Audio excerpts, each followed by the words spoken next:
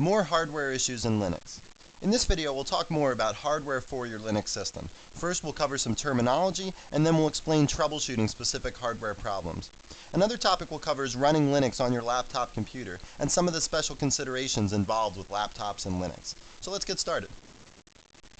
Let's start with a discussion of IDE devices. IDE stands for Integrated Device Electronics, and then there's EIDE, which is Enhanced Integrated Device Electronics. These devices are also known as ATA devices, which stands for Advanced Technology Attachment. So when I'm talking about IDE devices, I'm talking about anything with one of these three names. So Linux supports two IDE controllers, and each controller itself can support two IDE devices, so that gives you a maximum of 4 IDE devices on your Linux system. Now, a typical IDE device would be like a CD-ROM or a hard drive or something like that. Now, if you have an IDE hard drive and you think it's not performing up to par, then what you can do is you can do a test on it. You can say HDParm with the lowercase t option and then specify the disk that you want to test, like like /dev/HDA or something like that. So you'd specify this, and then it would test the disk transfer rate of that particular disk you specified. It would do a bunch of transfers and then give you some sort of summary information like the disk transferred 15 megabytes per second. Okay, and then what you do with this number is you either compare it to a previous run of HDParm, and if it used to run at 15 megabytes per second and it still runs, then you know it's okay. If it used to run at like 25 megabytes per second and now it's 15, you can suspect that something's wrong, and we'll talk about what you can do there. Now, another thing you could do with this 15 megabytes per second is just compare it to the manufacturer's specifications. So if you've never run HDParm before on this disk, this is the only number you have, like the only experimental thing that you've ever done on your disk, then you'll have to compare it to the manufacturer's specifications. So the manufacturer's specifications can be a little misleading sometimes, and you have to be really careful when you read them. Some manufacturers will advertise their disk transfer rate in megabytes per second, and they represent that with a capital B. Other manufacturers will represent disk transfer rates as megabits per second with the lowercase b. Alright, so you have to be careful when doing this. I mean, it's a uppercase b, lowercase b, you could easily overlook that, but this is a factor of 8 different in the numbers. So something that was advertised as 10 megabytes per second, this thing would have to be advertised as 80 megabits per second to be equal with that. Alright, so that's quite a difference, and you have to keep your eye out for that. Another thing you have to worry about with manufacturer specifications is whether they're advertising internal or external transfer rates. Now, internal transfer rates are what the drive can transfer, and external transfer rates are what the bus can transfer. So here's your hard disk, okay? And it's hooked up by this bus to your motherboard, and it's plugged into your motherboard, and it's transferring data across the bus. Well, typically the bus has much greater bandwidth, can transfer data much more quickly than the disk can. So usually the disk is the bottleneck in this equation. So it's like a highway, right? Like the bus is like a 6-lane highway, and then the disk is like a 3-lane section of that highway. So it doesn't matter that the 6 lanes, can pump all these cars through. They're all going to have to go through that 3-lane section, and that's going to slow things down. All right. So a lot of times you'll see manufacturers advertise external transfer rates even though they're larger than the internal transfer rates, and you'll never actually realize this in practice. All right. Other people will advertise internal transfer rates. Most drives will advertise this, but it'll be buried down on the spec sheet a little bit. This will be up at the top, prominently displayed, because it's a bigger number and it makes them sell more disks. Okay, so you just have to be a little bit careful here. And even the internal transfer rate, I mean, you're not going to get 100% of that for every data transfer. You're typically going to get like 80 to 90% of the manufacturer's advertised internal transfer rate. That's what you'll realize in practice, just because when they do the test and they say what the maximum internal transfer rate is, they've got some file contiguously laid out on the disk, so the transfer is going to be done perfectly. In practice, the files get scattered around on the disk, and there's more spinning that the disk has to do to get all that stuff. It's what we call seek time. The files have to be found and then transferred, and they're not laid out perfectly all the time in practice. So that's why you'll only see like 80 to 90% of the internal transfer rate.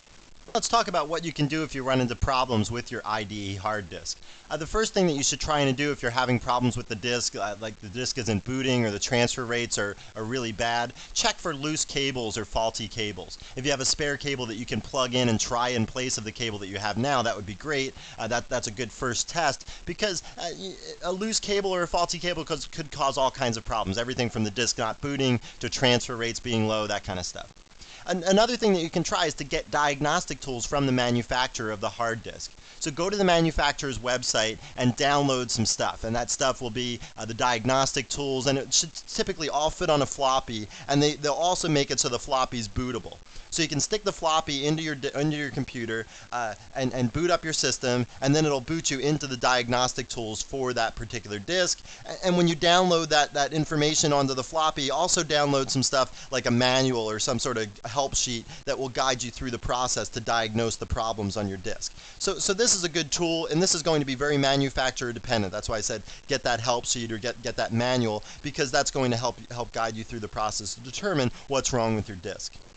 Another thing you have to check are master-slave settings on IDE hard disks. So before we saw a picture of a motherboard, and on the motherboard there was this port, this slot for IDE devices. And I told you earlier that those IDE controllers themselves can control 2 IDE devices. So typically, you know, the picture that we saw before of an IDE hard disk hooked up to our motherboard, it was just one hard disk and the cable was like this plugged into the motherboard. Well, you can also get a cable that will extend like this to another hard disk, all right? And then you can have 2 hard disks on this one port. So that's nice, because if you need lots of disks, you can plug 2 into this one port. You have to be a little bit careful, because the performance isn't going to be as good as two separate disks. So if you have 2 IDE ports on your motherboard, which most motherboards do, and you only have 2 IDE disks, you should probably just plug 1 into each port. You're going to get better performance. But if you need it, if you have like 3 or 4 IDE hard disks on your system, then you're going to have to do this chaining, we call it. And this chaining, basically what this amounts to is that the one that's first in line to the actual port is called the master, and then the one that's second in line over here is called the slave. Okay, and you need to make sure that these are configured correctly, and the way that you configure these as master and slave typically is with jumpers. So on the back of the disk drive, in between the connector for the power and the connector for the ribbon cable, is this area for the jumpers. And there's these pins sticking out like this, and you've got your jumper, and it's going to slide over some pair of these pins in this vertical direction. All right, and typically they've got something like this: MA for master, SL for slave, that kind of stuff. So you would put the jumper over these 2 pins if this was the master disk, and you would put the jumper over the next 2 pins here if it was the slave disk. And you have to make sure that's configured correctly. The first one in line's got to be the master, the next one's got to be the slave. If they're both masters or both slaves, or vice versa, if this one's the master and this one's the slave, then things aren't going to work, things aren't going to boot up, and you just need to be careful that you've set this up correctly when you add it on these hard disks. And then another thing that you can do, I've put at the end of the list because it can be a little bit dangerous, is use the HDPARM utility. There are some, besides just testing the performance of your disk, it can also fix some various issues or change some settings of your disk. It can change it from like DMA mode to PIO mode.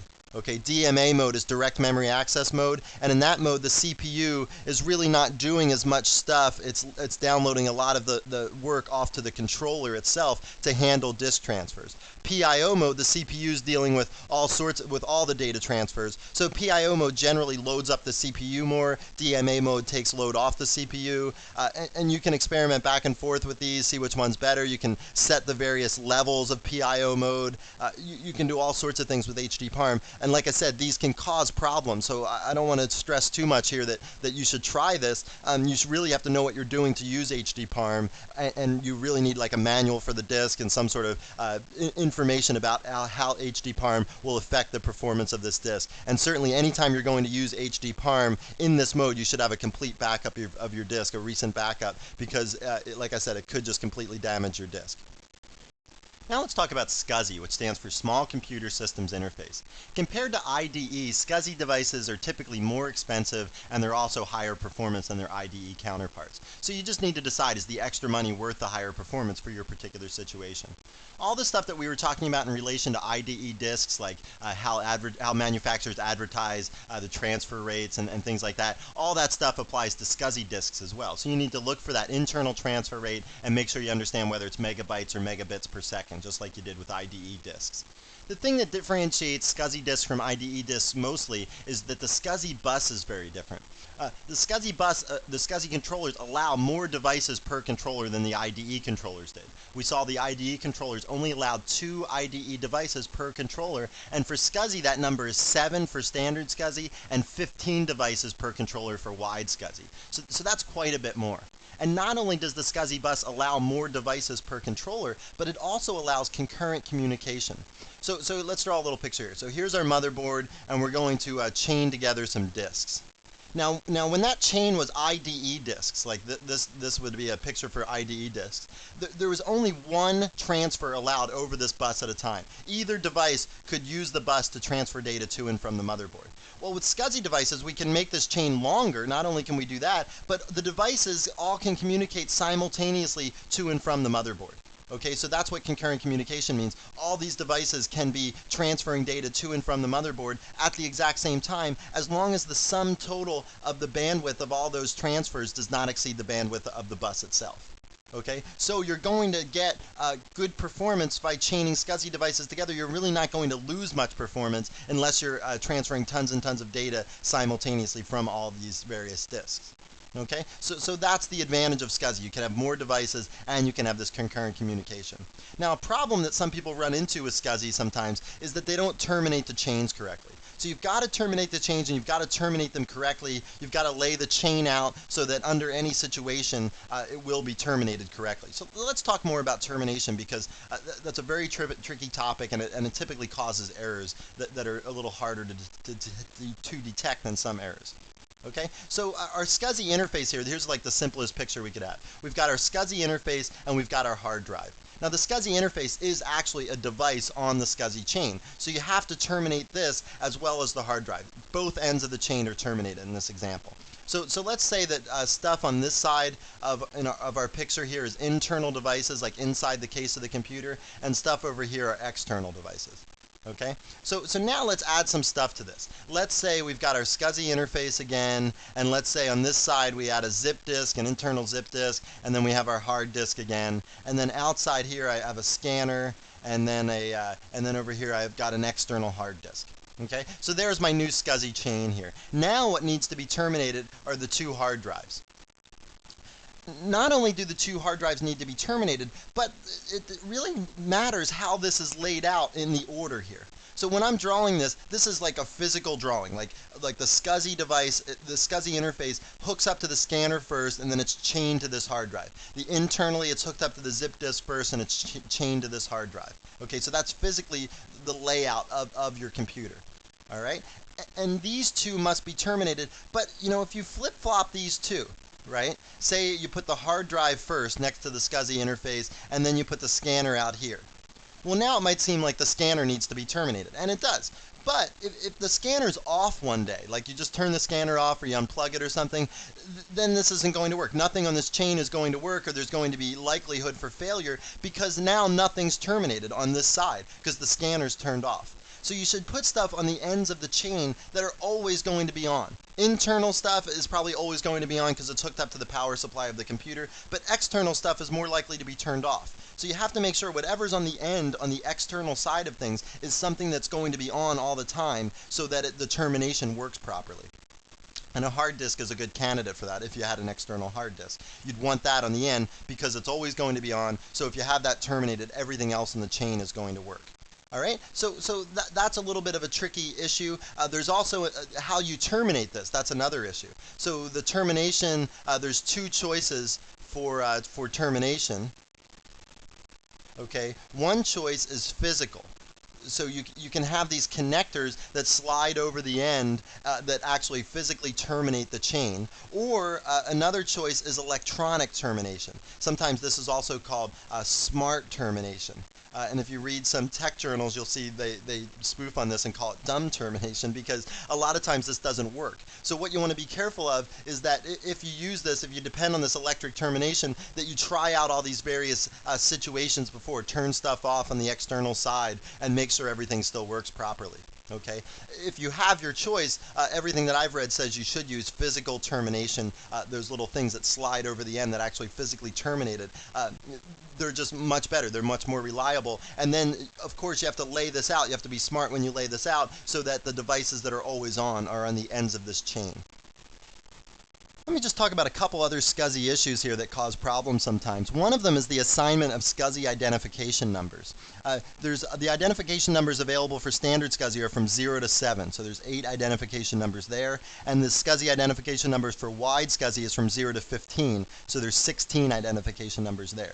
Now, earlier I told you that you could only hook up 7 devices to standard SCSI and you could chain together 15 devices for wide SCSI, but I just told you there's 8 ID numbers for standard and I said you could hook up 7 devices. Why that one discrepancy? Well, because the SCSI host adapter itself is actually a device on the SCSI chain. And so that takes up an identification number which only leaves 0 to 6 or 7 numbers for the rest of the things to hook up to the chain. So when I said only 7 things could be hooked up here, I was already calculating in that the SCSI host adapter took up one of those identification numbers. All right, so the SCSI host adapter is typically identification number 7 and a boot disk is identification number 0. So this causes people problems sometimes because they think of these numbers being the ends of the chain. So 7 is one end of the chain and 0 is the other end, and so they terminate these devices because they have ID number 0 and ID number 7. But you have to just ignore these numbers when you're thinking about termination. When you're thinking about termination, think about that physical layout and terminate the physical ends of the chain like we just did in the last slide, and then you'll be fine. Don't even think about these identification numbers when you're thinking about termination. They're irrelevant to termination.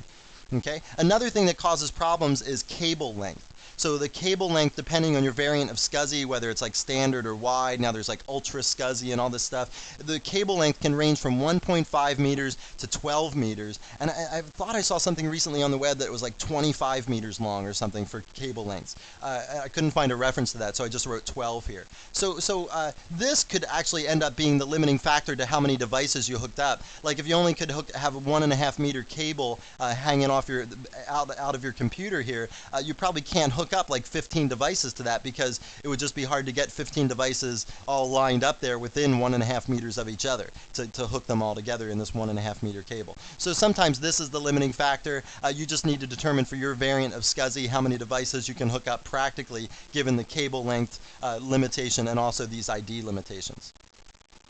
Let's talk a little bit about peripherals and problems you might run into with peripherals on your computer. And when I'm talking about peripherals, I'm talking about anything that hooks up to your computer, like a printer, a scanner, an external zip disk. Even like an internal hard drive is a peripheral. Even though it's inside your computer, that hard disk could easily be an external hard disk outside your computer.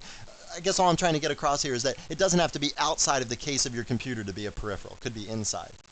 So the problem areas that I've listed here are with the device itself. And in terms of the device itself, I've already given you resources and places to look to determine if a specific brand of device is compatible with Linux. So once you determine that something's compatible with Linux, then you don't have to worry about that compatibility issue anymore. Certainly, like the circuitry in the device could fry, and you need to, get the device fixed or replaced or something like that to have a functioning device. But once you get that compatible device, you don't have to worry about compatibility issues anymore. Then there's the cable that hooks the device up to the interface, and if that's faulty or loose, you're going to run into problems. But that's easy enough to test. You can make sure that snug up the ends and see if it works, and if that doesn't work, then replace a cable from some other computer. Put it in here and see if that makes the whole thing work. Then if it does, then you'll know it's that initial cable that was bad. And then there's the interface itself, and we haven't talked too much about that, so let's concentrate on that right now. The floppy interface is built right into the motherboard. Okay, so if that goes bad, then you either have to replace the motherboard, or if you're resourceful, you could find an old 386 or a 486 card, like an ISA card or something, that has a floppy interface on the card. So you can plug the floppy drive into that floppy interface on the card, plug the card into the motherboard of the computer, and now you've got a floppy drive back on your computer again without having to buy a whole new motherboard. So coming across these might be a little bit hard as long as you don't have to pay like antique prices for them, some like collector's item price for them, then it'll be a lot cheaper than buying a new motherboard. And maybe you're saying to yourself, well, I don't even use that floppy drive. What do I need that for if the interface fails? But you need to have something, right? Like when you did the installation process, you created that emergency boot disk on the floppy. So if your hard disk fails, at least you've got something, some way to boot your system, and the floppy drive is that why that is still on your computer to do that in those emergency situations. The monitor port is actually on the video card itself. So you can determine what's wrong here. Like if you don't even see any text when you turn your computer on, you don't even see like the BIOS messages or anything like that, then you know something's seriously wrong. And you know, it's maybe the device is fried, or maybe the cable's bad, or maybe it's the interface. So you can easily take the cable and the device, the monitor off your computer, plug it into some other computer and see if it works on that computer, just to narrow down whether it's this or the interface. If you narrow down the fact that it must be the interface, then you basically have to get that fixed or replace your video card. Keyboards and mice, peripherals, they're highly standardized. Pretty much all those will work with Linux. There's not too many problems you can run into there. If the mouse or the keyboard just stops working and you plug it into some other computer, it doesn't work there anymore, you basically just replace the device. They're so cheap nowadays. You can't really replace the cables on them because the cables are usually just integrated right into the mouse or the keyboard itself. So it's just a matter of replacing the whole device, which is not a big costly endeavor. And then there's parallel ports. Again, parallel ports are right on the motherboard themselves nowadays. And if this fails, if you can't use your parallel port, which is typically used for things like printers or external zip disk, I have an external zip disk that's on a parallel port, then the parallel port, either if that fails, then you either need to replace the motherboard, or again, if you can find an ISA or a PCI parallel port interface, then you're okay. You can plug this card into your motherboard, plug your parallel device item into the port on these cards, and then you're back functioning with your parallel port again without having to replace your motherboard. And these are easier to come by than those like floppy device cards like that I was talking about for the old 386 and 486 computers. And then there's a new interface out there called IEEE 1394, more commonly known as FireWire. This is typically currently an add-on to Linux. Nobody has this built into their motherboard yet. But don't be surprised if in the future they're built into motherboards, because it's becoming an increasingly popular device because it's so fast. It's just unbelievably fast interface. And who knows, it could replace SCSI, and who knows what it's going to replace eventually. But for right now, it's currently just an add-on for Linux. Before we wrap up, I just want to talk a little bit about Linux and laptops. Basically, if you're buying a laptop with the intent of running Linux on it, you should really consult one of these websites before you do that, just so that you can see what laptops have had Linux successfully installed on them, which ones are more of a hassle, that kind of stuff. Linux-laptop.net is one site here, and linux.org/hardware is the other site. And they're both have a bunch of information about running Linux on laptops. They have user accounts of installing Linux. Usually the biggest issue with getting Linux to run on a laptop is just the display. Because these displays on laptops are these liquid crystal displays, and they're just very sensitive and temperamental. They want a particular refresh rate. They want a certain resolution they run in really well, and other resolutions they don't run in so well. So you just have to be careful. And on these websites, they have user accounts of what users have had to do to get Linux to run on various laptops, and you might be able to grab a configuration file right from one of these accounts. If they've posted it, you can just grab that XF86 configuration file for the X Windows system and use it and see if that gets your display to work fine. It's better, trying to do that than, experimenting, especially if you're a novice, just experimenting through all the possibilities of the configuration settings. That can get old really fast. So that's a good resource to check through there to see if somebody's already done it on the particular brand of laptop you bought, or if you haven't bought it yet, you can see which ones have sort of the least amount of work to get Linux working on them. And laptops just have a lot of little issues with them. The modems on laptops, a lot of those, if they're software modems, you're going to have to make sure that you can find drivers for those modems if you're going to use the laptop with a modem. A lot of laptops, high-end laptops, have Ethernet cards nowadays. So again, you have to make sure that that particular Ethernet card is supported by Linux. It's just a lot of little issues, and you should just check through here before you even buy a laptop if you intend to run Linux on it, because it'll just make your life a lot easier. You won't have to experiment as much and spend as much time setting it up, and you'll just get to use it pretty much right away. Well, it's time to wrap up our second nugget on hardware issues. In this one, we really concentrated on troubleshooting hardware problems. At first, we talked about IDE and EIDE and ATA devices, and we talked about how you can string them together and some of the issues involved with stringing them together. And then we talked about SCSI devices, some of the advantages of SCSI, and we also talked about some of the issues that people run into there with SCSI ID numbering and chaining SCSI devices together and the termination problem there. And that's just, it seems that always comes up when people are chaining SCSI devices together.